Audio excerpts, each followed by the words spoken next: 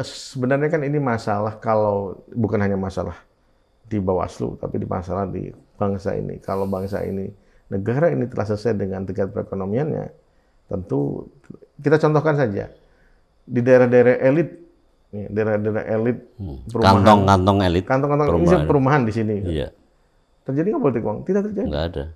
Di mana terjadi? Di teman-teman daerah tingkat Di perkampungan biasa. kesejahteraannya kurang. Nah itu yang jadi persoalan. Jadi politik uang ini bisa diredusir dengan peningkatan daya beli, peningkatan. Tapi itu kan makro ya. Makro. Dan itu tidak di Bawaslu. Tidak di Bawaslu. Jadi Bawaslu adalah. Ini kan soal keberhasilan pembangunan lah. Betul. Kalau di Bawaslu persoalan kita Teknis. mencegah Juga. terjadinya politik uang. Mohon maaf kalau sudah di depan mata.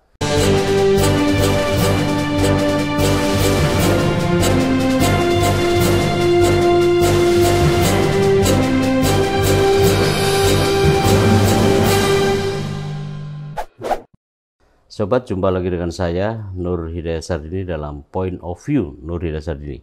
Kali ini saya kedatangan tamu istimewa, Ketua Bawaslu RI. Saya akan sapa Pak Rahmat Bagja. Apa kabar? Alhamdulillah baik. Ngapain ke Semarang ini? Acara apa itu kira-kira? Acara peringatan Hari Bayangkara 1 Juli. Polri. Se-Indonesia. Indonesia. Dipusatkan di Semarang. Pusat di Akpol Semarang. Presiden juga datang ya? Presiden juga datang. Semua lembaga diundang? Semua lembaga diundang. Pak Bagja termasuk di dalamnya? Salah satunya. Berarti semua orang perhatian hari ini ada ke Semarang ya? Ada ke Semarang. Sampai lalu lintas juga? Ya, kalau ada masalah di Semarang berarti ada masalah di Jakarta nanti. Iya. Pak Bagja, ini kan Pak Bagja habis dilantik sebagai Ketua Bawaslu. Kita tahu Pak Bagja adalah yang sangat concern di soal urusan-urusan pemilu, penegakan hukum pemilu, akademisi juga tidak jauh-jauh dari urusan pemilu. Bisa dong ceritakan tentang pemilu di Indonesia? Kalau pemilu Indonesia, sepanjang yang saya tahu, karena saya kan dulu pernah di Panwas 2004. 99 sebelumnya jadi pemantau di Unfrail. Dulu Unfrail, Universal Network for Free and Fair Election. I see. Akhirnya jadi Setro. Setro.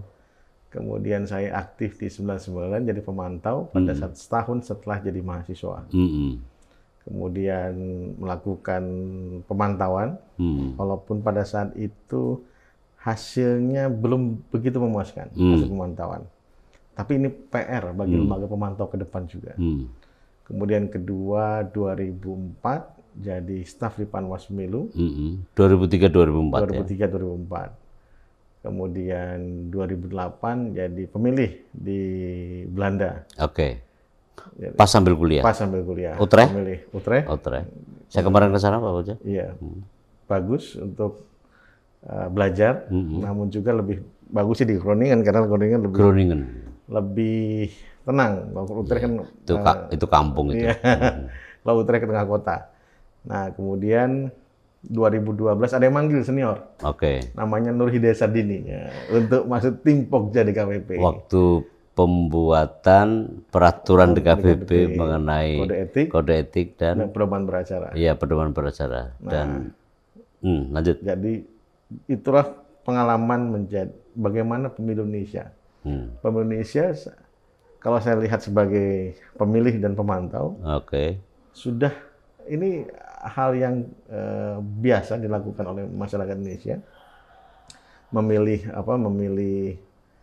pemimpin, wakil rakyat, tapi tahun 1999 kan memilih presiden. Sehingga kemudian hal ini kalau pemilu bagi saya adalah suatu pesta demokrasi 5 tahun sekali, ketika rakyat ikut serta, rakyat juga ikut memilih pemimpinnya, terlibat untuk pemimpinnya, sehingga kemudian hal tersebut menjadi bagi saya ke depan ya inilah esensi dari demokrasi ketika seorang warga negara memilih pemimpinnya untuk memerintah dia 5 tahun ke depan. Dan seharusnya tanpa ada kekerasan, tanpa ada kemudian pertentangan yang begitu keras. Kalau kompetisi tegang tinggi, tekanan adu ada itu wajar. Namanya pemilu. Yes. Orang pemilu itu sendiri memang sumber ketegangan. Sumber ketegangan. Kenapa ada pemilu pasti tegang? Pasti tegang. Itu kan pemilu itu perebutan kekuasaan yang legal ya, yang diakui oleh masyarakat beradab. Tapi begini Pak Bagja, apa yang Pak Bagja lihat dari sekian, taruhlah tadi sejak tahun 99, 2004, 2009, 2014, 2019 hingga menatap ke depan. Perkembangan kelembagaan, taruhlah misalnya pengawas pemilu. Kalau menurut ente? Perkembangan pengawas pemilu itu yang paling menarik di Indonesia. Bukan Komisi Pemilihan Umum. Komisi Pemilihan Umum menarik kita 99 2004. Begitu 2004 dia mulai ajek di situ. Stuck ya. Stuck di situ. Ya berkembang sesuai dengan ininya. Tapi ya tidak kemudian tidak terlalu banyak dalam organisasi. Tapi kalau pengawas pemilu itu dari 99 kita ngalamin pemantau, terus ada Panwas Pemilu tahun 99. Yang banyak orang itu. Dan kemudian ada Panwas 2004 dipilih oleh Komisi Pemilihan Umum pada saat itu. Sehingga kemudian pengawasannya agak sulit kepada teman-teman KPU, Komisi Pemilihan Umum. Akan tetapi, karena ada unsur jaksa, polisi, tokoh masyarakat, pers, sehingga pada saat itu sudah mulai terlihat. Walaupun kemudian karena koordinasi, waktu yang terbatas, itu tetap jadi persoalan. Nah, di tahun 2009, zamannya Mas Nur kan, pertama jadi ketua Bawaslu, itu sudah mulai jelas. Kelihatan ya. Sudah mulai kelihatan bentuk embrio kelembagaan pengawas itu seperti apa. Ya karena kan di 2003-2004 Panwaslu ya, Pak Bagja ada di sekretariat waktu itu, yang saya tahu, saya waktu itu di Ketua Panwas Jawa Tengah. Lalu kan dikeluarkan, muncullah Undang-Undang Nomor 22 2007. Nah, sampailah pertumbuhan itu bongsor menurut saya ya. Begitu cepat. Begitu cepat. Dan memang electoral reform di Indonesia itu memang pertama-tama KPU ya. Dari 99 2004. 2004 kita kali pertama karena Undang-Undang Dasar ya, pasal 22 ayat 1. Dan Pilpres pertama kali. Pilpres pertama kali dan DPD kan. Nah, setelah itu baru milihnya Bawaslu ya dalam electoral reform tadi. Kalau Pak Bagja lihat dari sekian perbandingan ya, dari sekian negara, dari sekian sebutlah konsep, kenapa tuh penting pengawasan pemilu? Kan sudah ada KPU. Orang mengatakan sebenarnya kan pemilu urusan KPU, tidak harus pengawas pemilu. Seperti banyak orang yang cara berpikirnya kurang luas ya, bahwa pemilu yang milik KPU semata. Kenapa di Indonesia harus ada pengawas pemilu? Menariknya, ide ini sebenarnya ide orisinil dari Indonesia. Menurut khas Indonesia ya? Khas Indonesia. Pendekatan ini ide orisinil dari Indonesia. Dan ini idenya salah satu founding fathers, Bapak Presiden pertama Indonesia, Pak Soekarno. Kita masih ingat ada satu suratnya di Penumbing, Bangka Barat. Walaupun menyasarnya pilkada ya. Tapi pada saat menyebut harus ada yang menyelenggarakan dan mengawasi. Dia membedakan menyelenggarakan dan mengawasi pemilihan. Iya. Dan saya lihat suratnya, dan nanti kayak sepertinya ada beberapa teman menulis tentang ini, dan sangat menarik. Beliau menyelenggarakan dan mengawasi. Jadi membedakan itu. Dan Bung Karno sendiri itu dokumen ada ya? Dokumennya ada. Di waktu Bung Karno dibuang ke Bangka ya, itu kan perjalanan dari Jogja, Indonesia kan perjanjian apa lagi ya, lalu kemudian dilarikan ya, dibuang ke Bangka. Di Muntok. Nah, Muntok. Bangka Barat. Nah, yang menarik di situ sudah ada, akan tetapi tahun 55, karena memang pada saat itu penyelenggaraan dulu yang paling penting tahun 55 ini. Ide-ide mengenai kelembagaan itu agak sulit. Mungkin nanti kita akan lihat di tulisannya almarhum yang perlu kita baca kembali, Pak Firian Aziz, dia akan membahas itu mengenai awal mula teman-teman KPU ada penyelenggara pemilu ini ada. Dan kemudian dengan di Orde Baru sendiri yang diakui ada. Adanya Panwaslak. Di bawah PPI. Mulai tahun 82. 82. Pemilu tahun 82. Ya, dari situ kita lihat, oh ini sebenarnya dari ciri khas bangsa kita ini rupanya sudah mengakui harus ada pengawasnya. Baik itu walaupun bagian dari PPI internal. Dan kemudian berkembang 99, 2004. Kemudian 2008 malah dipisah. Kenapa? Karena dianggap masing-masing bisa mengawasi, Bawaslu bisa mengawasi KPU. Dan yang menarik lagi, yang sampai sekarang kita tidak bisa tahu kenapa suatu komisi pemilihan umum, bukan satu komisi pemilihan umum. Pasal 22 ayat 22E. Jadi dengan hal ini, jadi founding fathers kita sendiri, kalau memang KPU dianggap satu-satunya penyelenggara yang bagi berpikiran seperti itu, terbantahkan dengan dasar konstitusi mengatakan bahwa ini suatu komisi pemilihan umum yang tidak menunjuk pada satu lembaga. Tidak menunjuk pada satu lembaga. Beda nanti langsung Badan Pemeriksa Keuangan, Komisi Yudisial, BPK. Komisi ini sekarang ya. Misalnya BPK, DPA zaman itu, kemudian juga langsung peradilan disebutkan. MA. Ini kan tidak. Atau One Team Press lah. DPA dulu. DPA dibubarkan. Zamannya tahun 45 DPA, sehingga kemudian suatu ini ada reasoningnya. Nggak mungkin nggak ada reasoningnya. Tapi dokumen ini yang karena pembuatnya pun sudah tidak ada, kita pun tidak bisa tanyakan. Dan dengan dasar itu kemudian ketua dan anggota Bawaslu 2008-2011 masuk ke judicial review. Betul. Dan itu sangat reasonable. Oh iya. Dan sangat cerdas. Iya, sangat cerdas. Karena hukum kan jelas. Karena skripnya ada. Skrip itu kalau nggak ada reasoningnya nggak mungkin. Pak Bagja tahu siapa waktu itu yang ngajukan? Oh jelas, kita tahu yang depan saya. Iya, karena memang saya berpikir kalau enggak mungkin dong lembaga, Pak Bagja tahu kan, di antara 2003-2004 setelahnya itu kan KPU pada masa-masa itu, ente tahu sendiri, itu kan super body. Menyentuh KPU itu kan enggak bisa, ya kan? Ini kan enggak benar. Sebuah lembaga negara, apapun lembaga, yang menentukan haru birunya, yang menentukan jutaan sekian nasib orang, apalagi elit politik ya di pusat, provinsi dan kabupaten kota, tidak ada yang mengawasi.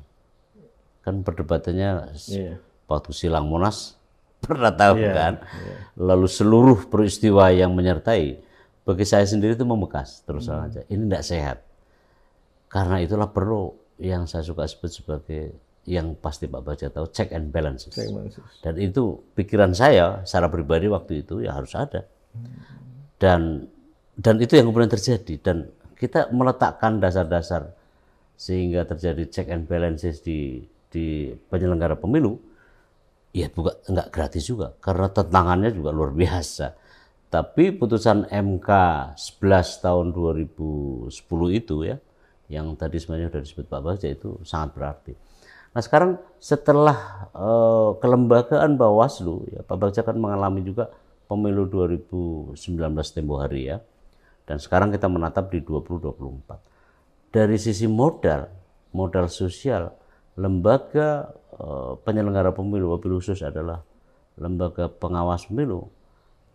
Apa yang kira-kira Pak Bagja bisa sampaikan ke kita-kita? Jaminan apa supaya pemilu itu lebih oke gitu, lebih berintegritas? Kalau jaminan integritas itu pasti akan nyambung nanti bukan hanya dengan karakter moral orang sendiri ya, tapi juga dengan profesionalitas. Tidak bisa kemudian dipisahkan antara integritas dan profesionalitas. Permasalahan kita, apakah Bawaslu semakin profesional, ataukah kemudian ajak saja, tidak maju dan tidak mundur, atau dan bagaimana kemudian Bawaslu melihat bahwa pemilu tahun 2024 ke depan. Nah, ini yang kalau saya lihat dari visi misi lembaga itu kan dilihat dari orang-orang person yang masuk di Bawaslu. Yang berada di situ ya. Iya. 5 orang ini menentukan arah Bawaslu ke depan. Jadi jangan sampai apa yang dijanjikan di DPR itu terlupa. Misalnya menjanjikan bahwa akan ada satu sistem informasi yang terpusat dan lain-lain. Ada basis data dan basis data pengawasan dan lain-lain. Itu kan tidak terlepas dari itu. Dan kemudian jaminannya apa? Jaminannya apa? Ini kan agak sulit untuk menjamin bahwa pemilu ini berintegritas karena akan tersangkut paut dengan KPU sendiri, dengan DKPP dan Bawaslu, baik ketua dan anggota, dan juga sekretariat jenderal. Ini harus kemudian saling bersatu untuk kemudian menyamakan persepsi tentang pengawasan ke depan seperti apa sih. Misalnya kita ngomong tentang pencegahan dari 2014, kita ngomong tentang pencegahan lebih utama daripada penindakan. Terus apa? Apa yang kemudian dilakukan? Jaminannya apa? Oke, jaminannya misalnya apakah perkara itu semakin kecil? Nah, itu juga jadi persoalan nanti. Laporan semakin banyak, perkara nanti ditindaklanjuti semakin kecil. Ini masalahnya di Bawaslu apa? Nah, parameternya apa? Nah, menurut saya ke depan adalah bagaimana pencegahan itu bisa dilakukan bukan dengan kemudian pencegahan itu harus dilakukan dengan menginput, mengkalkulasi data dengan baik, hasil pengamatan atau pengawas di lapangan. Makanya ke depan, Panwas kecamatan itu tempatnya bukan di kantor. Dia harus menyaring informasi. Untuk apa? Untuk melakukan pencegahan misalnya. Kalau ada informasi bahwa di desa ini akan dilakukan politik uang, dia harus ke sana duluan. Bukan kemudian, wah gue tertangkap ini. Bukan. Untuk kemudian mencegah terjadinya politik uang. Kalau dia tidak sering nongkrong dan bukan nongkrong kemudian nongkrong dalam artian bayanet, nongkrong menerima informasi dari warung kopi, dari teman-teman partai politik, dia tidak ngobrol, tidak kemudian menginput, bagaimana dia tahu? Kalau cuma di lapangan, di kantor, oh ada pelaporan Bapak, saya terima. Onggang kaki. Padahal kan kecamatan ya basisnya. Basisnya kecamatan. Harus kecamatan, pengawas kelurahan, kalau TPS kan nanti di TPS. Kelurahan dan kecamatan. Kalau Pak Bagja lihat nih, apa lemahnya sih ya, jadi selain sukses di 2019, kan juga ada kelemahan ya. Banyak hal lah yang bisa kita catat untuk pemilu 2019. Kalau menurut Pak Ketua gimana? Kelemahannya ada, misalnya ya, kita masih perspektif yang berbeda antara KPU dan Bawaslu yang harus dipertontonkan depan publik. Itu jadi trouble sebenarnya, menurut saya. Karena saya mengalami dan aktor pada saat itu, yang mengikuti pada saat itu. Perspektif terhadap undang-undang yang berbeda ini seharusnya jangan terlalu mengemuka. Boleh jadi perdebatan publik, tapi harusnya selesai dalam waktu yang cepat. Tidak dalam sebulan, 2 bulan masih bertarung. Misalnya sipol, harus lanjutkan dengan adjudikasi. Kemudian dengan tema Bawaslu kemudian tidak mengikuti era informasi. Padahal kalau mengikuti aturannya memang nggak bisa sipol menjadi penentu orang parpol menjadi peserta pemilu atau tidak. Jadi dramatik jadinya, terlalu tidak diorkestra tapi jadi orkestra untuk kemudian memandang pemilu itu rumit. Padahal kan enggak. Kalau nggak sesuai udah kembali aja ke hard copy, kan ada masalah. Kemudian kedua, mantan napi sudah ikutin peraturan, ikutin putusan saja. Mahkamah Agung sudah selesai perdebatan. Kita ikuti putusan Mahkamah Agung atau serahkan ke Mahkamah Agung. Itu selesai. Nah, kemudian yang ketiga adalah perdebatan lagi mengenai DPT. DPT sampai HP3. Sejak dulu itu ya? Iya. DPT HP1, DPT HP2, dan DPT HP3. Teman-teman KPU, mohon maaf kalau dalam bahasa Belanda kopeh gitu, kita sudah mengingatkan bahwa bisa enggak diperbaikinya waktu sebulan saja. Oh, kami bisa 2 minggu. Begitu 2 minggu diperpanjang lagi, diperpanjang lagi. Nah ini kan berarti teman-teman KPU tidak menyadari bahwa besarnya permasalahan tersebut, sehingga selesaikan dalam waktu lebih dari 1 bulan. Bawaslu silahkan diperbaiki, waktunya ada, silahkan DPT HP 1, DPT HP 2, bahkan DPT HP 3, hasil perbaikan 3. Ini yang kemudian juga akhirnya memicu salah satu tim pasangan calon mengatakan ada DPT siluman, 25 juta. Ini nggak bisa juga, nggak harus kemudian kita terangkan saja kepada publik. Karena kelamaan tadi lah mengundang spekulasi. Dan hal inilah yang seharusnya diselesaikan cepat nanti ke depan. Kalaupun ada perbaikan, diperbaiki berapa waktunya, yang tangible berapa. Menurut teman-teman KPU, kita menyerahkan kepada teman KPU. Bawaslu walau gimana pun tetap akan mengikuti pola yang akan dibuat oleh KPU.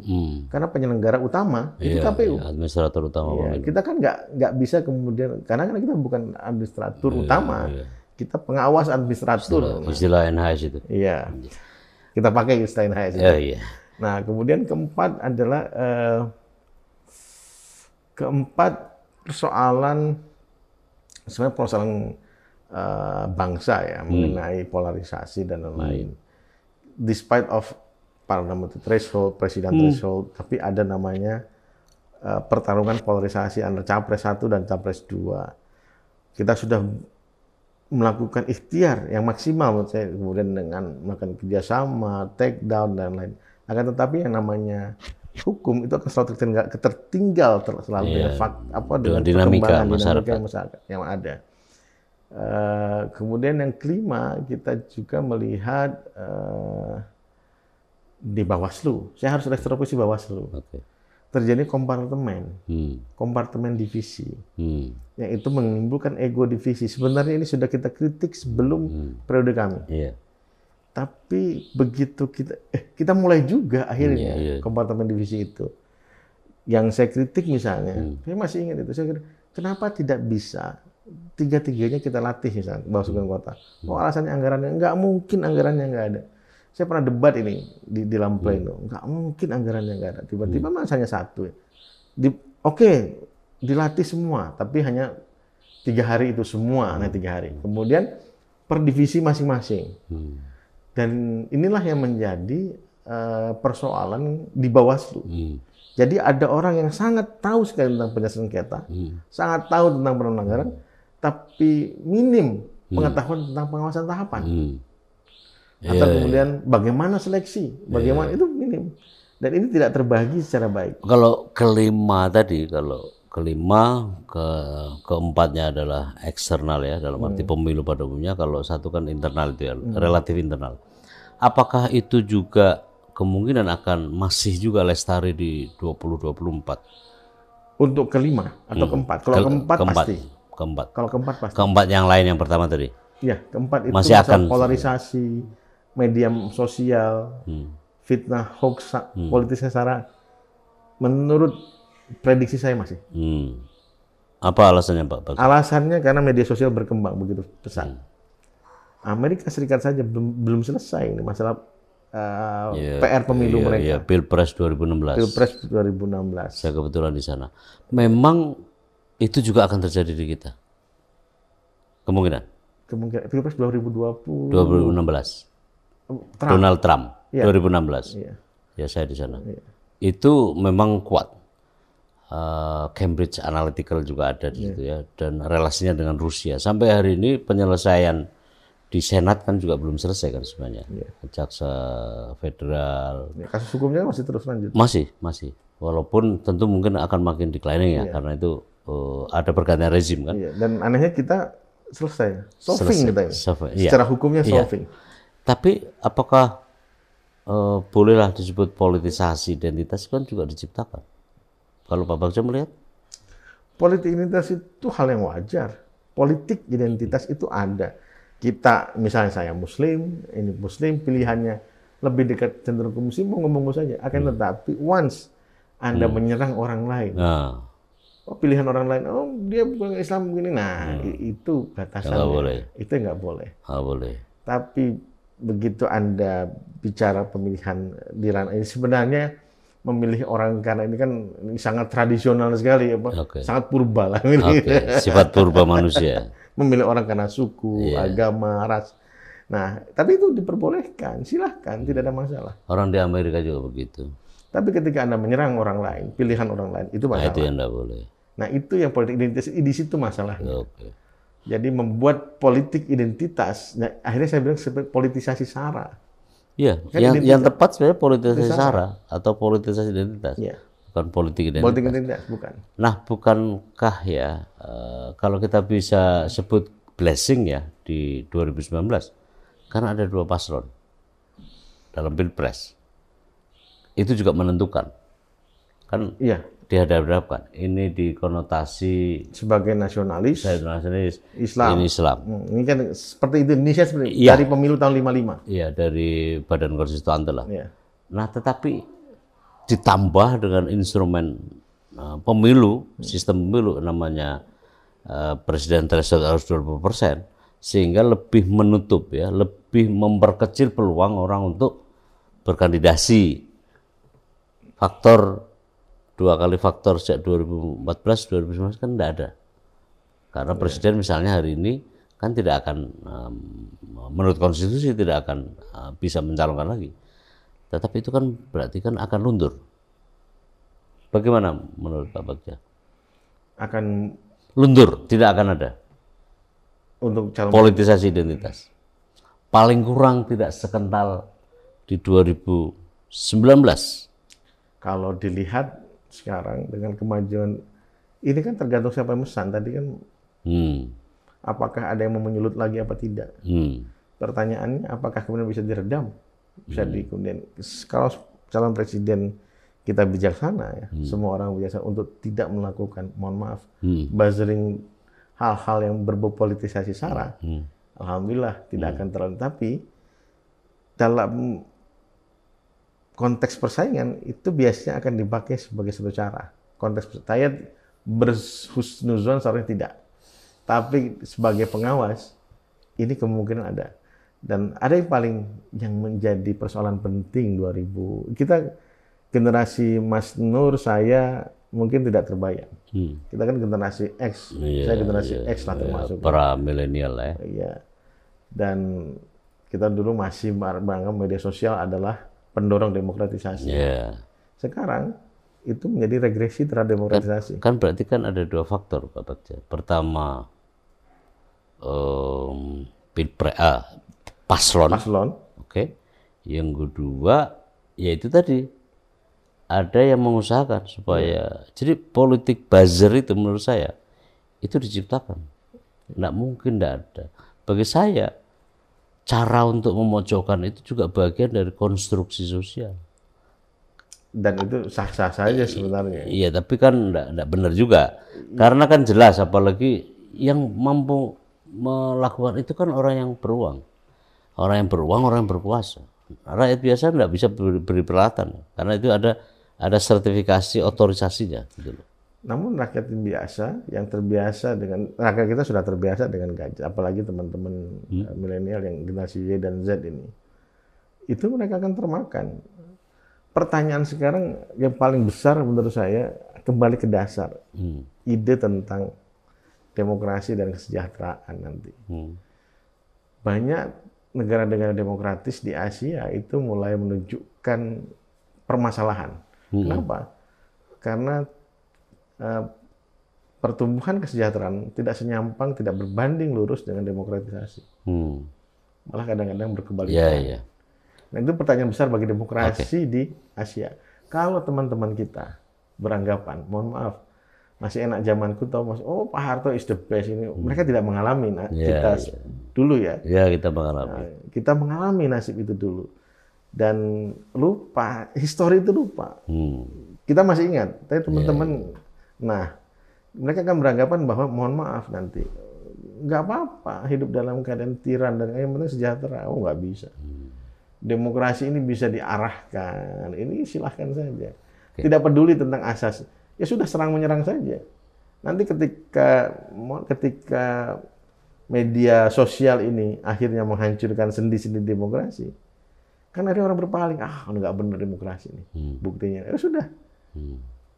Muncullah Filipina salah satunya. Filipina kan ada pertanyaan penting juga di Filipina, tapi kan kita tidak boleh mengkritik pemilu di bangsa lain. Tapi sebagai suatu acuan, kita bisa lihat Filipina misalnya. Ya, kok kalau gitu, mungkinkah juga misalnya soal daftar pemilih itu kan bagi saya itu semacam problem tradisional. Daftar pemilih, debat. Ya, ini yang penting kemauan saja dari pemerintah, Kementerian Dalam Negeri dan KPU untuk duduk bareng menyesuaikan data masing-masing. Kalau ada Bawaslu menemukan temuan data bahwa ini bermasalah, tinggal dimasukkan. Hanya itu saja. It's so simple ya. It's so simple gitu. Dulu kan antara KPU dan mohon maaf Kementerian Dalam Negeri agak saling bersaing bahwa begitu. Datanya is the best gitu kan. Nggak semua is the best juga, buktinya nih ada temuan di satu kabupaten kota. Rupanya ada yang terdata sudah meninggal dunia. Itu masih ada 10 orang. Ini baru aja kemarin. Data pemilih berkelanjutan. Baru saja kemarin. Itu satu. Yang kedua soal debat antara KPU dan Bawaslu itu kan sudah tradisi itu. Walaupun dari tahun ke tahun menurun. Karena kan memang lembaga ini memang dibikin untuk ribut dalam tanda kutip. Ya kan bagaimana mungkin orang mau diawasi juga. Apa itu juga akan terjadi? Bagi saya misalnya, kalau harus ribut, ya kan, dan mengharuskan ribut, tetapi untuk sesuatu yang baik, bagi saya tidak masalah. Yang tidak boleh justru tenang-tenang, tapi itu permufakatan jahat itu. Ada pilihan. Bagi pengawas pemilu jelas ada pilihan. Mau ribut dan tidak populer, dibenci orang bahkan. Saya mengalami untuk jangka waktu yang sangat panjang di Jawa Tengah sama di RI. Tetapi kan pilihan. Padahal kan pengawas pemilu tugasnya untuk memang mengawasi. Pak Ketua tahu orang itu kan tidak mau diawasi. Pasti nggak mau diawasi. Apalagi orang yang punya maksud buruk. Itu udah jelas. Tapi kan Bawaslu harus menentukan. Karena memang tugasnya digaji, disumpah untuk itu. Apakah itu juga dalam pikiran Pak Bagja? Kalau pengawasan misalnya kita mengkritik isi PKPU itu hal biasa. Tapi kalau sudah jadi polemik dan tidak selesai 1-2 bulan itu agak masalah.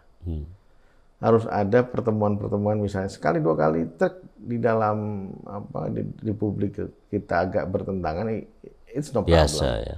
Tapi begitu berkelanjutan, sampai berlarut-larut, sampai saya pernah mengkritik ada perbedaan perspektif misalnya antara KPU Bawaslu mengenai mantan narapidana dulu. Ini nggak usah dibawa kemudian di media sosial, ini sudah jadikanlah perdebatan publik. Kalau dibawa ke media sosial, ini pendapat kami nggak usah. Karena yang bertarung di situ nanti adalah antara KPU Bawaslu tingkat daerah kabupaten kota. Itu nggak boleh. Kemudian masyarakat melihat ini ini Bawaslu sama KPU, anak buahnya sering berantem satu sama lain, kan nggak elok lah. Nah, perdebatan itu diselesaikan misalnya di Komisi 2 kita berdebat di Komisi 2. Misalnya masalah 10 hari 6 hari misalnya kita bisa hari sengketa. Nah, saya bilang pada titik kita membantu KPU kita 10 hari. 6 hari is not make sense saya bilang. Kami bilang gitu, pendapat kami tidak mungkin dan tidak masuk akal. Kecuali mediasi selesai. 4 hari pun bisa. Artinya KPU juga harus memanfaatkan sampai taraf mediasi aja. Tidak perlu adjudikasi. Tidak perlu adjudikasi. Sanggup nggak? Karena itu yang paling menentukan kan termohon. Termohon, iya. Kalau termohon mau selesai di mediasi silakan. Selesai. Akui saja. Iya. Toh itu nggak punya konsekuensi apapun kan. Betul. Jauh lebih baik daripada mengorbankan hak elektoral warga negara yang lain. Sampai diadjudikasi dan dilihat banyak orang gitu. Kalau dilihat publik, perdebatan antara pemohon, termohon, kemudian pertanyaan Bawaslu akhirnya. Dan masalah sipol menurut saya nggak perlu diinikan lah masalah sipol itu. Sudahlah. Nah bahkan kemudian saya beranggapan ya sudah nanti ke depan kalau misalnya kita judicial review saja, tidak ada masalah. Kalau judicial begitu kalah di pengadilan ya selesai. Harus ikuti. Harus ikuti. Mau teriak apapun tetap begitu putusannya mahkamah tok ya selesai. Putusan hakim, putusan hukum yang nggak bisa ditolak. Kalau ini Pak Bagja,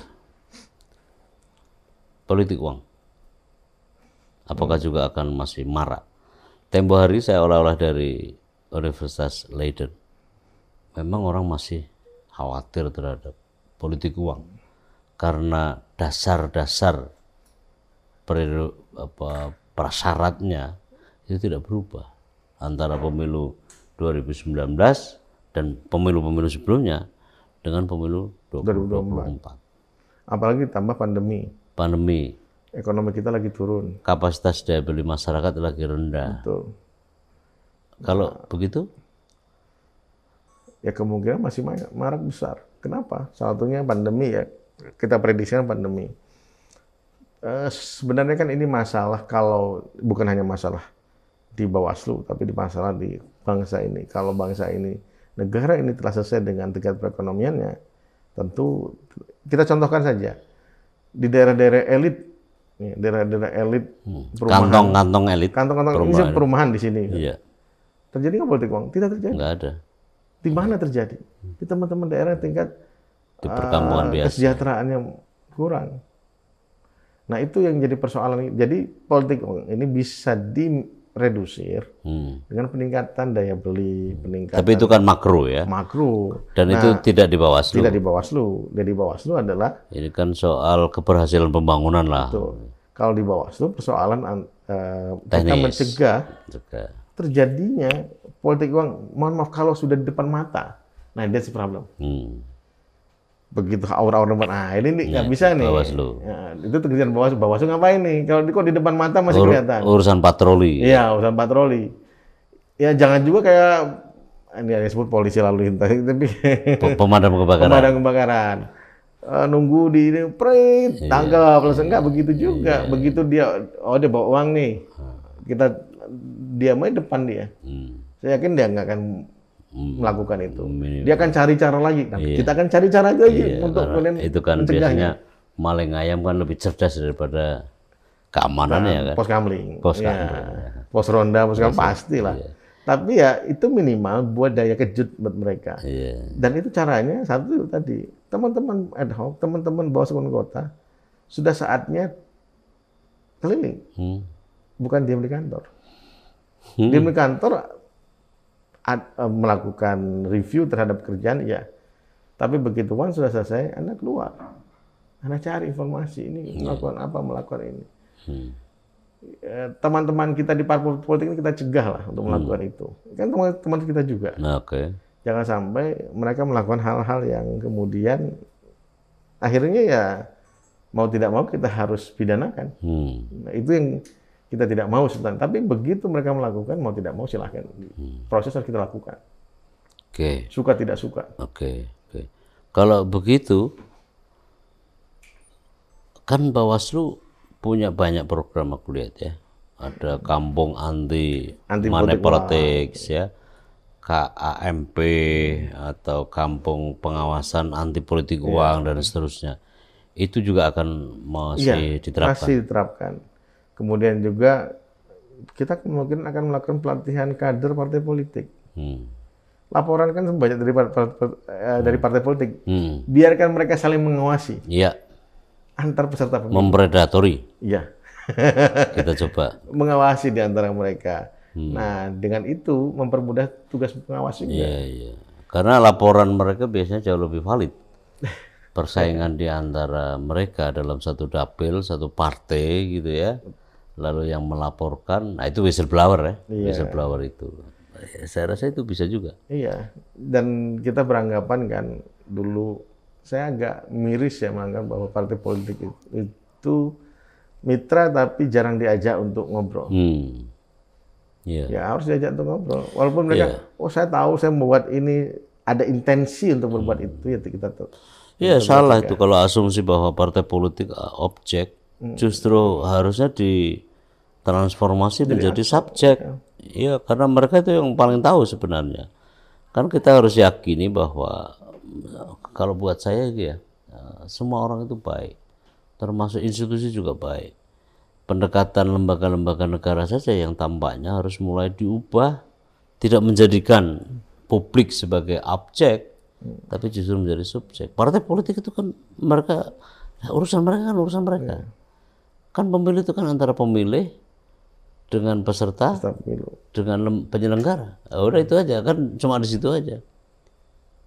Apakah itu juga akan, kan gambarnya gini Pak Bagja, bahwa politik uang ya karena corak klientelisme ya yang susah dihapus, apalagi kapasitas daya beli masyarakat yang menurun, apalagi terhuyung oleh COVID, dan ekornya kan masih sekarang. Apalagi sekarang kita mendengar beberapa hal mengenai BBM dengan pengaturan yang membuat pusing. Kalau begitu kan itu tadi yang saya bilang, faktor-faktor ceteris paribusnya tidak berubah. Yang pasti yang dilakukan kalau koordinasi misalnya, koordinasi antar gini loh Pak, ada begitu besar hal-hal yang kadang-kadang kualitatif yang dipahami orang tentang pelanggaran politik uang. Tapi ada juga senjangnya dengan instansi penegak hukum. Politik uang satu aspek dari pidana, sekaligus juga ada di administrasi sebenarnya kan. Di TSM kan lebih HIV-nya di administrasi. Itu kan juga masih dianggap sebagai, ya itu terjadi juga perbedaan pendapat antara pengawas dan polisi instansi penegak hukum, Gakumdu. Kalau Pak Bagja menghadapi pemilu 2024, apakah juga masih akan sama dengan seperti yang sudah-sudah? Nah, perspektif ini kan agak sulit ya ketika kita sebenarnya harus dilatih kembali, kan agak sulit juga ya. Tapi ya kita harus coba untuk duduk bareng lagi tentang di Sentra Gakumdu tentang perspektif yang sama dalam melihat politik uang. Apa sih politik uang itu? Apa saja itu? Misalnya penggunaan fasilitas negara dalam pemilu. Apakah itu politik uang atau tidak? Menurut saya itu termasuk politik uang. Bagaimana? Lebih banyak itu sebenarnya nanti kenanya. Kalau dari kasus dari 382 putusan pidana, itu lebih banyak itu. Hampir sama dengan politik uangnya. Maksudnya itu termasuk politik uang. Nah, kemudian bagaimana kemudian menentukan alat buktinya. Nah, ini agak-agak beda nih antara polisi dan jaksa dan Bawaslu. Nah, kami itu kan baru tahu misalnya barang bukti itu harusnya digunakan pada saat kejadian. Jadi uang 100.000 itu tidak boleh berganti.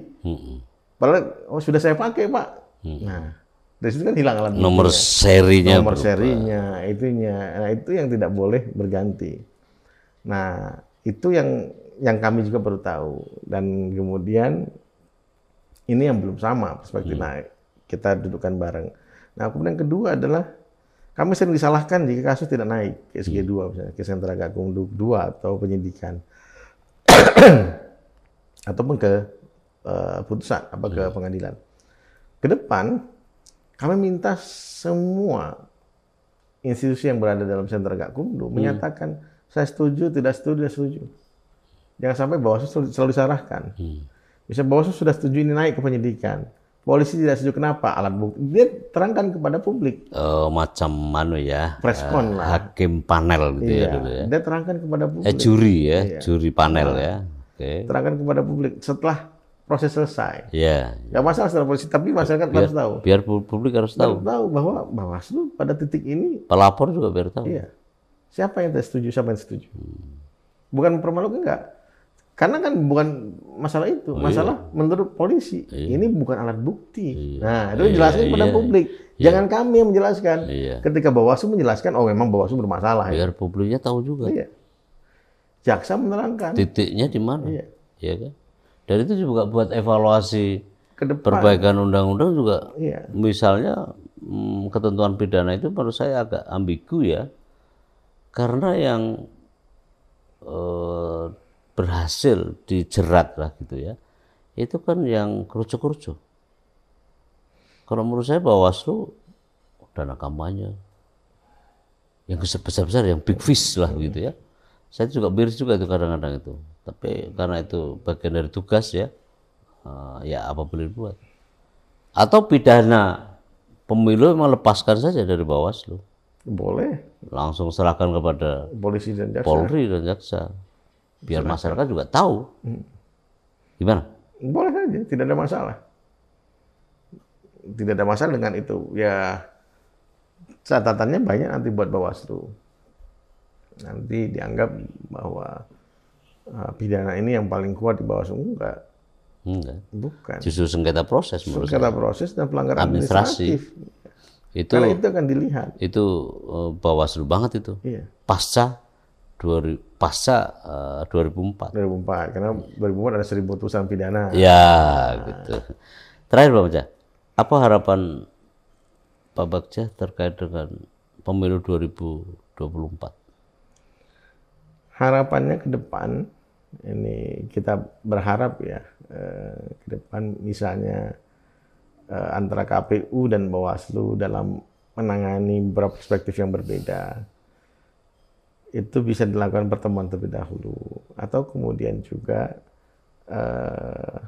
kalau bisa dilakukan dengan jalur hukum sekalian. Jangan sampai kemudian tidak berkesudahan padahal menunggu putusan pengadilan kan. Seharusnya kita menunggu putusan pengadilan, sudah standing Bawaslu apa, standing KPU apa, nanti pengadilan memutuskan. Enough untuk berbicara kan gitu. Kita akan melakukan pengawasan yang lain. Ada tema yang lain, pelanggaran yang lain ataupun juga permasalahan pemilu yang lain selain permasalahan misalnya sipol dan kawan-kawan yang lebih menarik. Terkait dengan DKPP ini, banyak mengatakan DKPP ini apa ya istilahnya, tidak banyak greget ya, tidak cukup membantu dalam penciptaan integritas penyelenggara pemilu. Pak Bagja setuju? Sebagai yang pernah ikut menyusun 2012 dan juga pernah menjadi anggota di KPP walaupun tidak full, ada satu yang kurang menurut saya di DKPP. Itu karena pedoman beracara dilangkahi, yang namanya syarat verifikasi itu harusnya di formal dan material. Begitu kasus nggak penting-penting amat, lewatlah. Karena apa? Karena ini teman-teman penyelenggara berkejaran dengan waktu. Betul. Jangan sampai diganggu pada saat ininya. Kecuali penting sekali dan mengorbankan suara. Oh, kalau sudah suara beda ini. Dan jelas beda. Jadi kan daerah larangan itu keberpihakan, equal treatment gitu ya, unequal treatment, manipulasi suara, politik uang kan, lalu yang menghilangkan hak konstitusional itu pun dilihat ini. Apakah memang bahwa DKPP selama ini langsung semua dimajukan ke sidang? Banyak kasus semua ke sidang. Saya pernah jadi anggota DKPP. Oh ya. Jadi berapa kasus di orang pas DKPP? Wah, untung ada 2 kasus 3 kasus ini dihentikan. Iya, ngapain kasus nggak penting? Dan kemudian zaman saya kan kebetulan selalu jadi ketua verifikasi ya. Itu ketat banget tuh. Bahkan perkara-perkara yang apalah konflik internal serahkan saja kepada pimpinan mereka. Iya. Karena bagi saya yakinkan sama Prof. Jibli dan Pleno, sidang DKPP itu sakral. Yang kira-kira begitu diputus itu semua hal akan terseret, termasuk pelajarannya gitu. Jadi kalau urusan-urusan yang sepele serahkan saja kepada pimpinannya. Maka kan Pak Bagja kalau masih ingat, saya kan kebetulan sekretaris judisialnya lah. Itu surat itu ke ketua KPU, ketua Bawaslu, ini selesaikan saja internal. Manfaatkan, fungsikan pengawas internal, inspektorat mereka. Ya. Nggak semuanya harus sidang. Kalau semua di sidang kan, ini verifikasi formil materialnya agak bermasalah ya. Harus terpenuhi semua. Dan itu ada permasalahan yang hearsay misalnya, ini diduga. Nah, saya agak kritik mengenai clearing house di DKPP. DKPP bukan clearing house. Terlalu wasting time, kecuali sudah selesai masa tahapan, tapi juga kan sudah selesai. Enggak kontekstual dia melihat. Enggak pas lah. Itu enggak begitu clearing house itu. Jadi perdebatan misalnya persaingan antara ketua dan anggota ngapa? Selesai ini mah ecek lah. Pimpinan dia aja selesaikan. Kalau enggak ancam suruh pecat semua aja gitu. Kan pola pembinaan mereka ada. KPU punya pola pembinaan, Bawaslu punya pola pembinaan. Biarkan teman KPU dan Bawaslu melakukan pola pembinaan. Nah, kasus-kasus yang kita tidak bisa memang yang substansial, penghilangan tampaknya suara. memang dia enggak gimana ya. Jadi pemilu itu kan murninya suara rakyat supaya juga diakomodasi dalam sistem yang menjadi penyelenggara negara. Yang mengganggu itu fungsikan gitu ya. Kayak pidana, DKPP termasuk juga di dalamnya. Itu memelototin proses itu. Yang menentukan terhadap yang merusak, yang menjaga tetapi kemudian bisa dirusak. Nah, itu aja. Di luar itu enggak usah. Konflik-konflik itu kan urusan kantor. Business as usual. Dan selalu terjadi. Dan di mana-mana gitu loh. Ada inspektorat, ada yang manfaatkan aja. Kalau di jaksa ada jamwas namanya. Jamwas. Ngapain masuk peradilan etik kan? Sudahlah di off kan gitu. Saya sih berharap ya bahwa pengawas DKPP itu, saya pernah bikin rumusan. Orang yang pernah berpengalaman dalam 10 tahun dalam penyelenggaraan pemilu, ya kan? Dan separuh diantaranya, sekurang-kurangnya, pernah berada di lembaga penyelenggara pemilu. Sehingga nafas dia itu paham betul terhadap teman-teman di bawah. Sejak KPPS, PPS, jadi PTPS, dan seterusnya. Dia itu harus jadi bapaknya, Pak. Harus jadi ibunya. KPU, Bawaslu, dan jajarannya. Itu harus dipahami. Berpemilu dia harus paham. Maka saya bikin rumus. DKPP itu ada untuk KPU dan Bawaslu. Bawaslu ada untuk KPU. KPU ada untuk pemilu. Bukan saya mendahulukan lalu mengesampingkan yang lain. Tapi demikianlah cara kerja yang benar menurut saya. Thank you Pak Baja atas kehadirannya, bincang-bincang ini. Sobat, kita akan sudahi point of view ini. Poin penting yang saya dapat tangkap dari bincang-bincang ini bahwa semua orang harus peduli terhadap pemilu, dibangun dari kesamaan persepsi, visi antara KPU, Bawaslu, dan akhirnya harapan untuk DKPP, serta pastilah pemilih ya, dan partai politik akan melihat kita pada porsi yang lebih produktif. Sampai jumpa.